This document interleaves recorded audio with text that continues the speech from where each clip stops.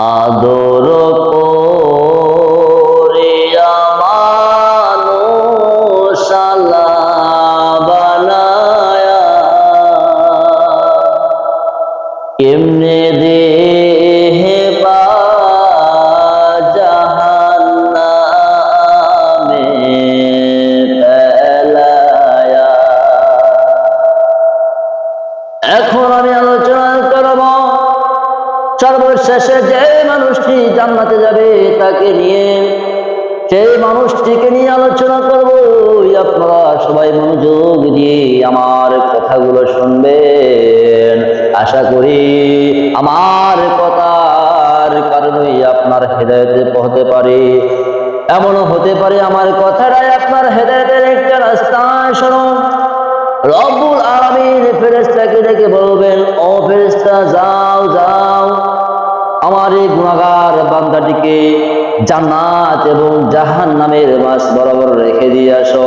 ফেরেশতারা আল্লাহ তাআলার কথা শুনে ওই গুনাহগার বান্দাটাকে জাহান্নাম থেকে নিয়ে জান্নাত এবং জাহান্নামের মাঝ বরাবর রেখে দিবেন। জান্নাত এবং জাহান্নামের মাঝ বরাবর থেকে দুনিয়ার দৃশ্যগুলো, জান্নাতের দৃশ্যগুলো দেখতে পারবেন। দেখতে পেলে খুব জোরে জোরে কান্না করতে থাকবেন, খুব জোরে জোরে কান্না করতে থাকবেন। আমার রব্বুল আলামিন বলবেন, এই আমার গুনাহগার বান্দা, আমি তো তোমাকে জাহান্নাম থেকে হেফাজত করেছি, তারপরে জান্নাত এবং জাহান্নামের মাঝ বরাবর রেখে দিয়েছি, তুমি তারপরে কেন কাঁদো? ওই গুনাহগার বান্দাটি বলবেন, ইয়া রব্বুল আলামিন, আমি তো শত শত লক্ষ লক্ষ বছর জাহান্নামের আগুনে পড়ছি, আমার আর জাহান্নামের আগুন ভালো লাগে না। আমার মনে বড় ইচ্ছা, আমি যদি জান্নাতটাকে আমার চোখের সামনে থেকে দেখতে পারতাম, আমার মনের ইচ্ছাটা পূর্ণ হয়ে যেত। আমার রব্বুল আলামিন বড়ই দয়াবান, ফেরেশতাকে হুকুম দিয়ে বলবেন, ও ফেরেশতা তুমি যাও, আমার এই গুনাহগার বান্দার মনের আশা পূর্ণ করো, তাকে তুমি জান্নাত এবং জাহান্নামের মাঝ বরাবর থেকে নিয়ে জান্নাতের দরজার সামনে দিয়ে আসো। ফেরেশতা আল্লাহ তাআলা রব্বুল আলামিনের হুকুম পালন করে ওই গুনাহগার বান্দাটিকে জান্নাতের দরজার সামনে দিয়ে আসবে। জান্নাতের দরজার সামনে যখন দিয়ে আসবে, জান্নাতের সুঘ্রাণ তার নাক দিয়ে ঢুকতে থাকবে। এত সুন্দর সুঘ্রাণ সে দুনিয়ার বুকে কখনো পায় নাই। এই জন্য সে আর একটু জোরে জোরে কান্না শুরু করে দিবে, আগের চাইতে একটু জোরে কান্না শুরু করে দিবেন। আমার রব্বুল আলামিন আবার ডেকে বলবেন, ও আমার গুনাহগার বান্দা, আমি তো তোমার মনের আশা পূর্ণ করলাম, তারপরেও তুমি কেন কাঁদো? ওই গুনাহগার বান্দাটি বললেন, ইয়া রব্বুল আলামিন, আপনার জান্নাতের এত সুঘ্রাণ সেন আমার নাকে যখন ঢুকলো, আমি আর আমার ভিতরে থাকতে পারলাম না। আমার মনে আবার একটা আশা জাগলো, আমি যদি জান্নাতটাকে ভেতরের থেকে দেখতে পারতাম, আমার আশা পূর্ণ হয়ে যেত। আমার রব্বুল আলামিন কারো মনের ক্ষোভ রাখেন না। আবার ফেরেশতাকে ডেকে বলবেন, ও ফেরেশতা তুমি যাও যাও যাও, আমার এই গুনাহগার বান্দাটিকে জান্নাতের ভিতরে রেখে আসো। ফেরেশতা আল্লাহ তাআলা রব্বুল আলামিনের কথা শুনে ওই গুনাহগার বান্দাকে জান্নাতের ভেতরে রেখে আসবে। জান্নাতের ভেতরে যখন রেখে আসবে, জান্নাতের চতুর্পাশটা দেখে তার মুগ্ধ হয়ে যাবে। সে দেখে এমন, সে জান্নাতের চতুর্পাশটা দেখে সে মুগ্ধ হয়ে যাবে, আর জোরে জোরে কান্না শুরু করে দিবে, খুব জোরে জোরে কান্না শুরু করে দিবে।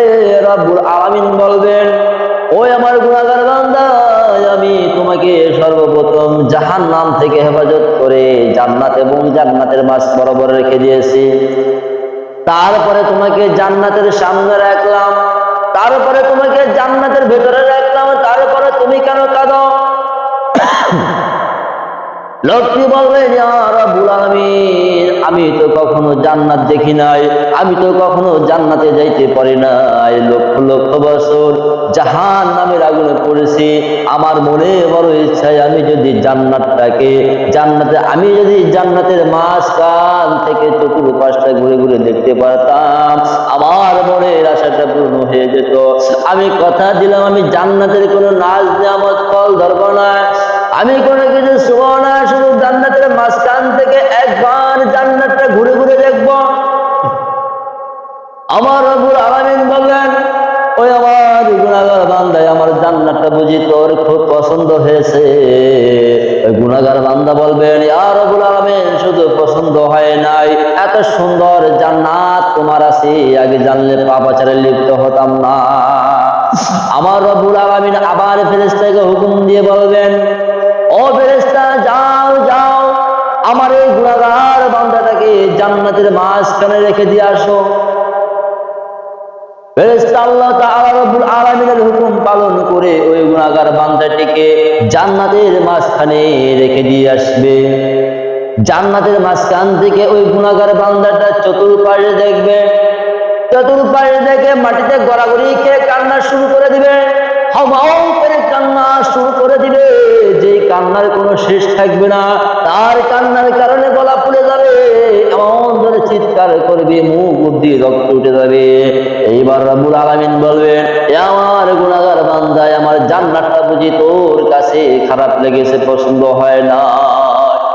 এইবার গুনাহগার বান্দা বলবেন, ইয়া রব্বুল আলামিন, না না, এত সুন্দর জান্নাত আছে তোমার, যদি জানতাম আর দুনিয়ায় মানুষকে কষ্ট দিতাম না, পৃথিবীর হক মেরে খেতাম না, অন্যায় বিচার করতাম না, জিনা পাপাচারে লিপ্ত হতাম না। ইয়া রব্বুল আলামিন, আমি তো লক্ষ লক্ষ বছর জাহান্নামের আগুনে পড়েছি, ওই জাহান্নামের আগুন আমার ভালো লাগে না। তুমি তো মেহেরবান, তুমি তো মেহেরবান, এখন আমি জান্নাতের মাঝখানে আছি, তুমি যদি আমাকে কবুল করে নিতা, আমাকে জান্নাত থেকে বের করে না দিতা, আমার আর কোনো ছাড় থাকতো না। আমার রব্বুল আলামিন ডেকে বলবেন, এই আমার গুনাহগার বান্দা, এইটা তো মাত্র একটা জান্নাত, আমি রব্বুল আলামিন তোর জন্য এমন এমন 10টা জান্নাতের ব্যবস্থা করে রেখেছি। সবাই বলেন সুবহানাল্লাহ। সর্বশেষে যে মানুষটি জান্নাতে যাবে, আল্লাহ তাআলা রব্বুল আলামিন তাকেও বড় বড় 10টা জান্নাত দিবেন। সুতরাং আমরা দুনিয়ার বুকে যারা বেঁচে আছি, দুনিয়ার বুকে যারা রাজত্ব করতেছি, রব্বুল আলামিনকে ভয় করি। এই 2 দিনের দুনিয়ায় অর্থ সম্পদের বড়াই দেখায় কি লাভ? এই 2 দিনের দুনিয়া মানুষের জন্য পরীক্ষা স্বরূপ। আপনার সন্তানকে যেমন স্কুলে পড়ান, যেমন কলেজে পড়ান, যেমন মাদ্রাসায় পড়ান, আমাদের রব্বুল আলামিন আমাদেরকে দুনিয়ার বুকে পড়তে দিয়েছেন, ভালো দিয়েছেন, মন্দ দিয়েছেন। ভালোটা করলে পরকালে জান্নাতে যাবেন, মন্দটা করলে পরকালে জাহান্নাম। সুতরাং মনের হিংসা বিদ্বেষ বাদ দিয়ে ওই রব্বুল আলামিনকে 2টা হাত তুলে বলেন, ইয়া রব্বুল আলামিন, জীবনে কত পাপাচার বিচার করেছি, আমাদেরকে মাফ করে আমাদের ঈমানের শক্তি বাড়ায়া দেন, আমাদেরকে কবুল ও মঞ্জুর করে আনেন, আমিন।